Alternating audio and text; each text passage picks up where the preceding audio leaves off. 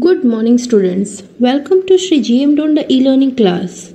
I am your social science teacher Priyanka Srivastav, and today we are going to study chapter number 2, India's climate and natural resources.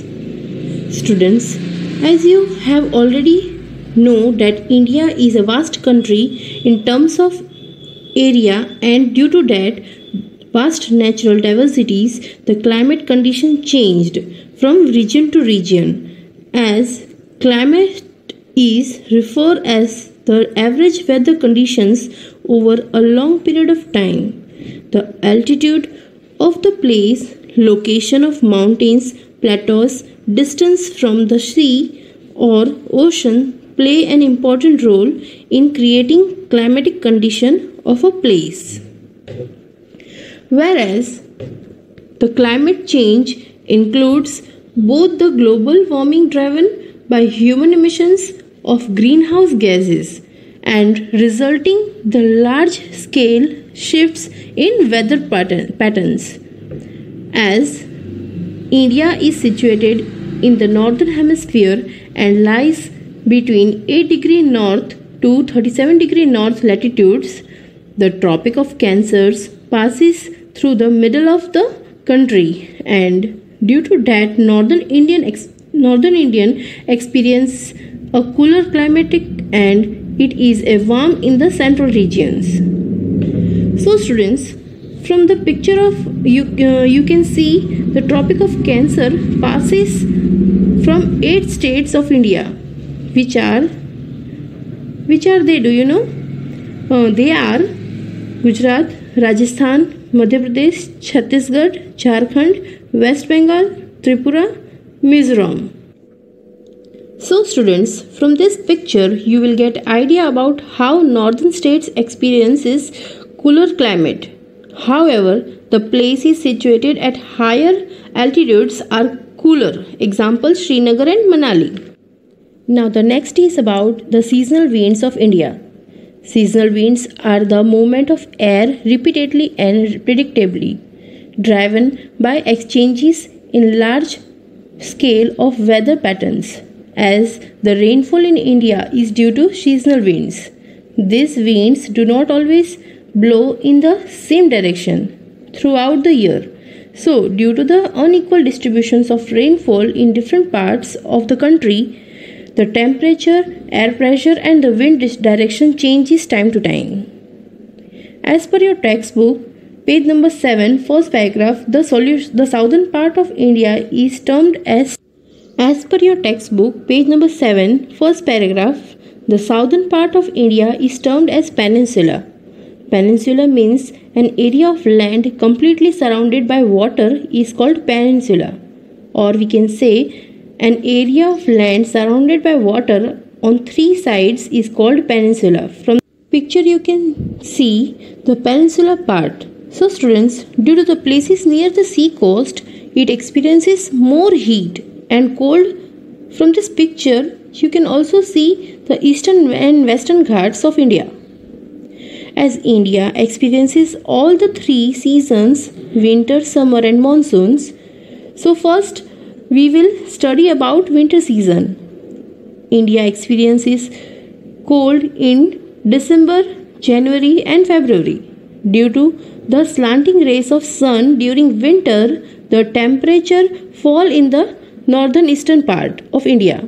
You can see the map where India experiences extreme cold. In the southern part of India, it is not very cold. Now the next season is summer season. India experiences the summer between March and May.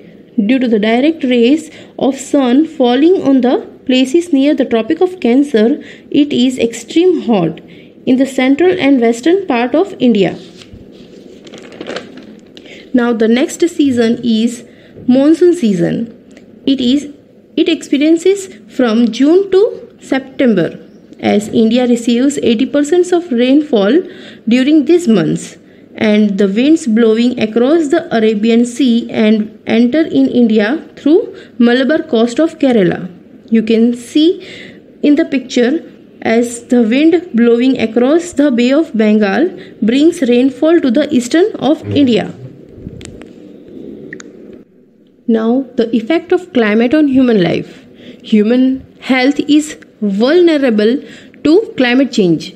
The changing environment is expected to cause more heat stress, an increase in waterborne disease, poor air quality, and disease transmitted by insects and rodents. Extreme weather events can compound many of these health threats.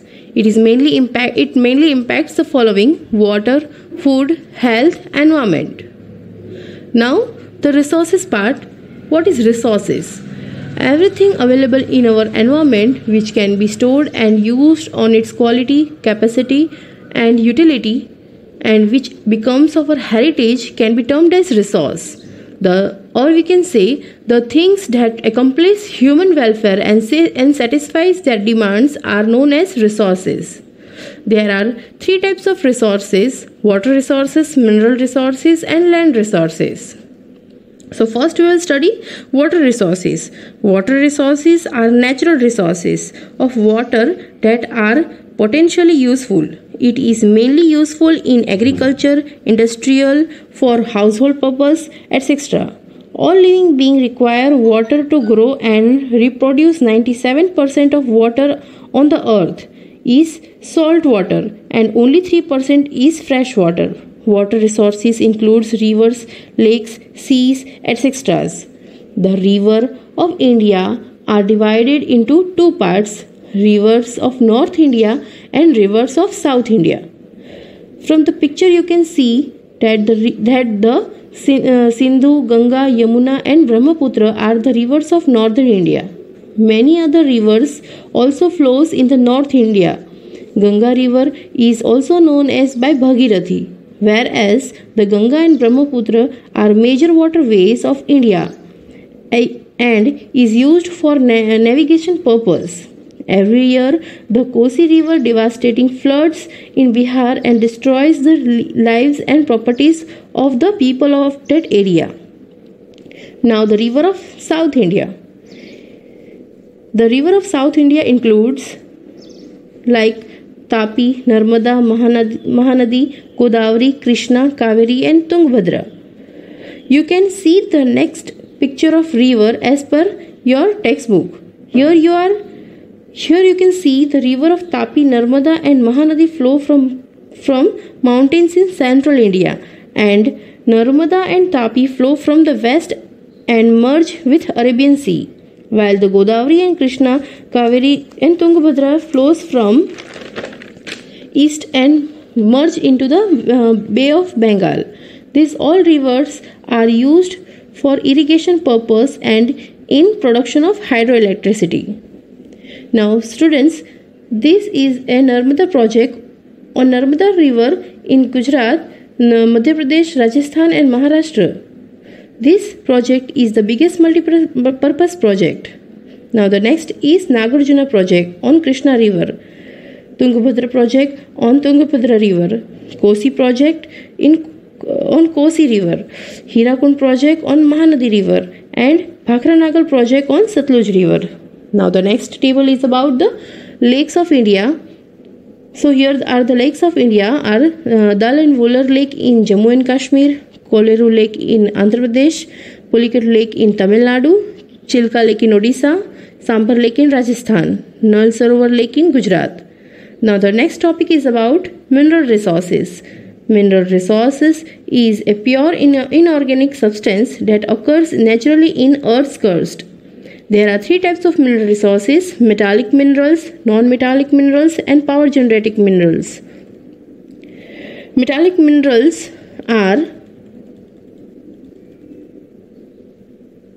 raw iron, copper, gold, zinc, tin, nickel, mercury, platinum, whereas non-metallic minerals are diamond, ruby, limestone, china, clay, dolomite, bauxite, fluorspar, gypsums, acic, calcite, silica, graphite, etc. Whereas power generating minerals are coal, natural gas, mineral oil, uranium, thorium and radium. These all minerals are used for chemical industries, printing industries, for plastic industries. You can see from the picture, you will get idea now minerals are used, how minerals are used. Now the next resources is about land resources. Land resources includes all the features and process of the land which is used to fulfill the certain human needs. A large land area covered with numerous of trees and undergrowth is called forest. In the forest of India there are 5,000 types of trees. Evergreen forests are found in the northeastern parts of mountainous regions and Andaman and Nicobar Islands. Deciduous forests are found in Vindhyachal mountain ranges. The mangrove forests are found in luxuriant around delta area of large rivers. The coniferous forests are found in the mountains regions of the Himalayas. The thorny forests are found in the northern western Punjab, Haryana and Rajasthan. Forests are very useful in the life of man. They provide us with primary and secondary products for our country. It is important for making boards, streamers, mats, furniture, brooms, paper pulp, etc. Conservation of forest is most important for our environment. It is done by planting more trees and maintaining forest areas. To protect them, many measures have been undertaken, like cutting down trees is forbidden, punishment will be given who cut the trees, people should be alert and made aware about afforestation. Now the next is about the wildlife resource. As our planet Earth is a home of millions of living beings, it protects many wild species and their habitats in order to maintain our natural ecosystems. There are many largest animals like elephants as the largest mammal, one-hand rhinoceros as a unique animal in India, camels of Run of Kutch, whereas Asiatic lions are found in Gir forest of Gujarat and Royal Bengal tigers in West Bengal. There are variety of birds are also seen in India like duck, eagle, parrot, pigeon, etc. Cranes and great Indian bustards is the heaviest bird of India. Fish of various kinds are found like lobsters, Bombay duck, salmon, shark, dolphin, etc. In the eastern and western sea coast of India, there are 490 sanctuaries and 89 national parks. The national sanctuaries like Kaziranga, Run of Thar, Kanha, Gir National Sanctuary, Velavadar National Park, Kelodev, Bandipur, Dachigam, Corbett are the national sanctuaries of India. To preserve them and conserve them, our natural resources of people should be made aware of wildlife. By preserving nature, the planet and all its inhabitants are guaranteed a constant supply of clean water and fresh air. Let us think about nature more seriously. Let us respect our nature. Let us live close to nature. Let us protect wildlife. Let us not cut trees and build concrete structure everywhere. Students, by this way I conclude this chapter. Thank you.